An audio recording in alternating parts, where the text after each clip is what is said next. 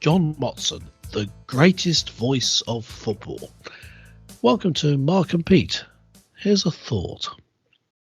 If you are the voice of choice because of your unique expression and the sublime way you articulate with passion and obsession, and always leave audiences with a positive impression, you'll forever be a champion for your profession.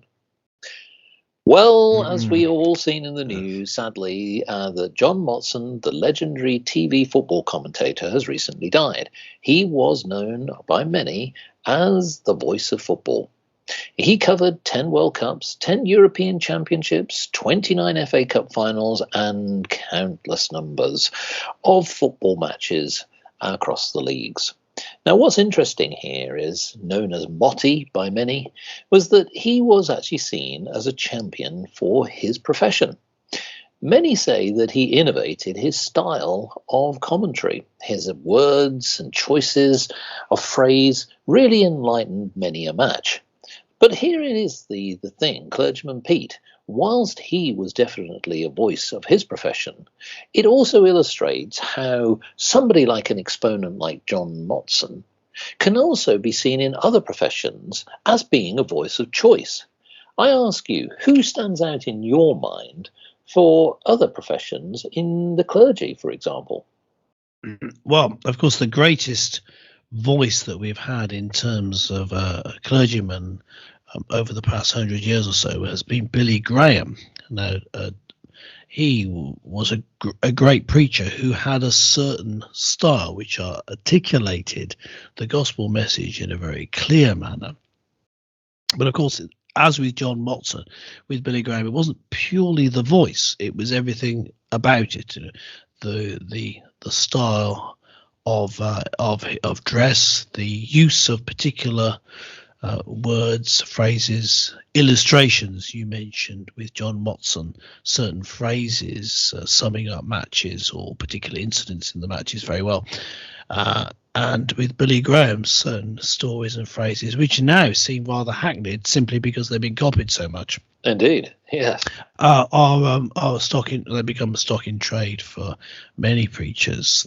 He would have amusing, folksy stories which supported his gospel presentation. But yeah, he had a certain style. Now he innovated. I guess with John Motson, you could talk about his. I mean, I don't. You know more about this, Mike. I'm not a fan of football, yes. But he more use of. I think you were talking earlier before we went on air of his use of statistics to support his points in football. While with Billy Graham, you have him honing down to a very simple message. It was known as the new evangelicalism. It was getting rid of anything that got in the way of this very simple, vital, central message. Some would say it was very reductionist, but whatever. He became a very effective communicator because of being so distinctive. So I mean, with John Motson for football, it'd be Billy Graham for preachers. Well, there's actually a little bit of a religious link here, and you'll see why. Because interestingly, John Motson, the broadcaster, was the son of a Methodist minister. And he actually developed his career as a reporter on the Barnet Press and then later the Sheffield Morning Telegraph newspapers. Yes. And that's where he really actually started his career. But the thing here is that it was actually his ability to not just engage the audience, the listener, those who were interested in following football. He did a lot of research and preparation. Now, you may say, well, surely his predecessors did the same, but not to the same degree. He was so well prepared that, as you've already highlighted, he brought many, many statistics in. But it wasn't really to sort of to be boring. It was actually to the right moment. Now, what's interesting here is that the director of BBC Sport, Barbara Slater, said, John Motson was a giant of broadcasting with a career spanning over 50 years, and his distinctive voice has gone hand in glove with so many great footballing moments. So one of the things that what makes the moment is actually some of his commentary and his style, which for some I think is very, very distinctive. Now, depending on whether you're a football fan or not, but I remember some of the highlights. I remember when Wimbledon played Liverpool and won a shock FA Cup victory, rather than just simply say Wimbledon has now won 1-0. And he decided to coin the phrase, and there it is, the crazy gang have beaten the Culture Club. Now, of course, for those at the time, Culture Club, the pop group, and Liverpool being a cultured, established football club, he brought an evocative image straight away to summarise the game and encapsulated it perfectly. And so I think that, you know, when you have somebody who has that ability, it's so difficult for anyone who's even tried an attempt to actually even commentate on a live sporting event, let alone football or anything else. There were many others as well, which is the pace. Dan Maskell was very good, tennis, and many others were very good in their chosen professions, where the voice becomes very, very distinctive. Now, Clergyman Pete, I ask you, when we sort of widen this subject about being a voice of choice for a particular profession, it also thinks we think of other areas where, more notably, we think of politicians being great orators. Yeah, sure. So we think of people like Churchill, but Thatcher was a great orator, somebody who could debate but coin phrases and certainly command an audience. And that's not an easy thing to do. No, and I think Margaret Thatcher was the one who innovated. She changed her voice. She had a voice coach to change her voice to be more palatable, especially when being broadcast. A slower voice and a deeper voice than she had in her earlier career, when she was rather shrill, which may have worked, out on the hustings or in speeches that were live, but certainly didn't come across well on TV and radio. And she used the PR firm's understanding of how to get messages across. So she was really an innovator in being the voice for her party and for getting across how she would lead the country, the direction she would take. She moved politics into the modern era, for good and ill, you could say, because of course it became very television centric for a time after that, and moving on to being concerned about what the internet tells of political stories these days. But Margaret Thatcher certainly a big game changer, just as John Motson was, I hear, in football. And with Margaret Thatcher, the same, I think, could be said. But here's the interesting thing. If you don't understand what's being done, you may not have that view of them. Margaret Thatcher seemed rather pompous and over serious, maybe, a lot of the time, because of her style. If you didn't realise what she was actually doing. John Motson seemed, because I wasn't interested in football, quite a ridiculous figure. And Billy Graham, spawned all these ideas of an American evangelist in his electric blue suits, shouting at people because of his early style. He did change his style to be far more measured, and so even though all these people we just given examples were the voice of choice, as you say, they were the voices that were making changes and always were the most effective in speaking in their various areas.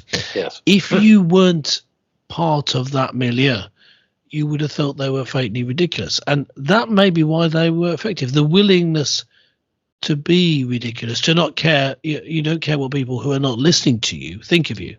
You're just trying to get your point across. It's that dedication to the message that I think singles them all out, particularly with Margaret Thatcher deepening her voice. I mean, which it seems ridiculous, making it almost manly, and people made fun of that in satirical programs here in the UK. So that commitment to getting the message across is perhaps why they were so effective. Well, I think with Margaret Thatcher, of course, obviously it was deemed, as you say, that having a whining, high-pitched voice wasn't taken as serious, and so of course there was a lot of modelling. But here's a different angle on what a voice means. And I'm going to use this one as a simple example. There are many, but I choose this one for a different purpose, which is about how you represent something, i.e., you are a voice for something. Now, ironically, in this particular case, I've chosen Joanna Lumley. That's the British actress. I say British because, ironically, she was born in India, but moved to England as a child. And she, albeit that she has a very distinctive voice as an actress, she's done many a voiceover, as people will know, for adverts and many other causes. But one of the things I talk about is her voice and representation for the Gurkhas' settlement rights in Britain. Now, the reason for this is, apart from the cause itself, the 75-year-old's father was a major in the Gurkha Rifles. And of course, as many have seen in the media, that this being the champion, effectively, a voice for a cause, I think is also very pertinent. So in many ways, whilst you can look at the tone and quality and richness of a voice, that's one dimension, but it's how you as a speaker represent something. Now, I think that that's also very, very important, because the reason I also bring the analogy here is, in my opinion, knowing football a lot more than you do, but one of the things I will say is that what John Motson did is he brought credibility to the commentary that, in my opinion, didn't have the same resonance, because he knew about the players with far more depth. He knew about the clubs, he knew about the history, he knew about the tournaments, he knew about the drama of a given moment. So what you were getting from this voice piece was a lot more than just simply saying 1-0.